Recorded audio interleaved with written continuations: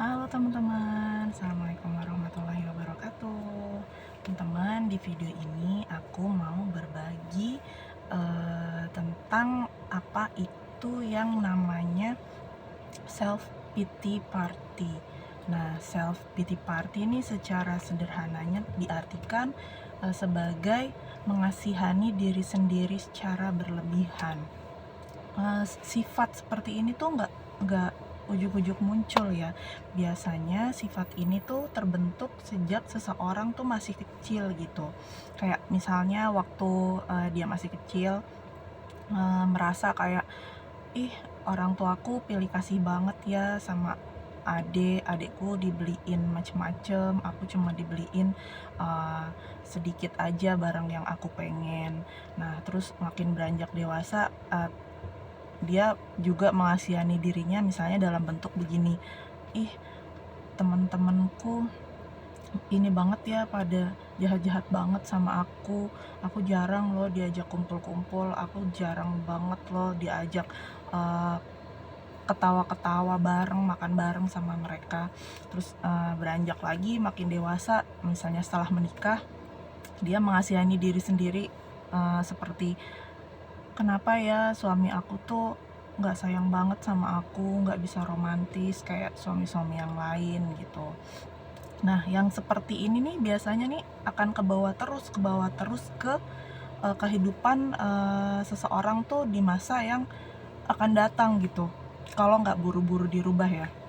Nah, aku nih ngerasa ya, eh, sifat seperti itu, sifat mengasihani diri sendiri itu sebetulnya itu juga bisa mencetus terjadinya kecemasan, dan ini juga yang memperlambat, yang menghambat seseorang itu bisa sembuh dan keluar dari kondisi kecemasan ataupun depresi. Gini teman-teman, saya itu ya, padahal ya, menurut saya itu perempuan yang cukup tangguh. Meskipun ya wajar ya, ada kalanya saya itu ngeluh gitu. Saya sampai hamil 36 minggu saya masih nyetir sendiri kemana-mana. Di usia kehamilan 34 minggu mobil saya ditabrak dari belakang. Saya masih latihan taekwondo sampai saya sebelum hamil kemarin, sampai saya umur 37 tahun saya masih berlatih taekwondo. Menurut saya tuh perempuan yang cukup tangguh. Tapi kemarin ini setelah melahirkan ini, entah kenapa, mungkin karena emosi atau dendam di masa lalu itu bangkit gitu ya, karena ada kejadian-kejadian yang tidak menyenangkan. Saya bisa berubah menjadi seseorang yang mengasihani diri sendiri gitu. Saya tiba-tiba keingat dulu, ya memang sih, adik saya itu ya namanya juga adik ya. Ya pasti orang tua tuh bakalan lebih memberikan porsi perhatian atau kasih sayang yang lebih besar dibandingkan kakaknya gitu. Saya tuh jadi ngasihanin diri saya sendiri. Ingat saya tuh waktu masih kecil, aduh, saya tuh padahal saya masih kecil tapi saya juga harus ngurusin adik saya yang masih kecil juga gitu. Kasihan banget ya. Terus pas sudah nikah, aduh, suamiku jarang banget punya waktu buat aku, padahal ya mungkin sebenarnya pengen gitu ngasih waktu, cuma karena tugasnya sebagai abdi negara ya otomatis kan negara itu harus nomor satu ya. Terus saya mengasihani diri saya lagi sendiri, aduh kasihan banget ya, suaminya tugasnya jauh, lahiran sesar, hamil nggak ditungguin, aduh kasihan banget ya, ASI nggak keluar lancar, punya anak ABG perempuan yang mudi kayak gitu, aduh nggak enak banget ya hidup saya gitu. Terus tiba-tiba saya jadi perempuan lemah yang kerjaannya mengasihani diri saya sendiri gitu. Dan sampai saya terjebak di anxiety disorder ini, keadaan seperti ini, saya tuh juga, aduh kasihan banget ya harus minum obat antidepresan, mana punya bayi, mana harus terpaksa kerja. Ya udah, saya tuh langsung jadi kayak manusia yang apaan sih, lemah kali gitu. Dan itu hati-hati juga ya teman-teman, bisa juga itu terjadi karena faktor lingkungan. Jadi saya itu ada lah tetangga gitu ya, tetangga saya itu kalau ketemu gitu jarang ngobrol, tapi kalau ketemu dia tuh sering banget gitu bilang, aduh kasihan ya, uh, suaminya jauh gitu kerjanya, padahal saya aja kalau ditinggal suami lembur aja saya tuh suka nangis gitu.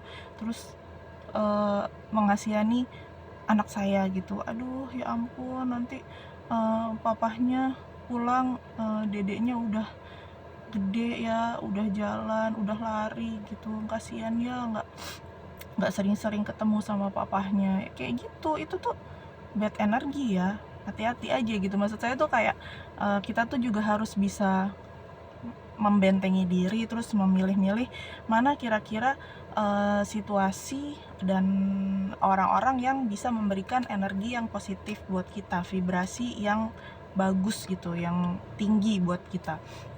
Nah, sejak saya menyadari diri saya sendiri itu kemarin udah sempet meracuni, menjadi toksik bagi diri saya sendiri, ya udah cukup gitu, cukup.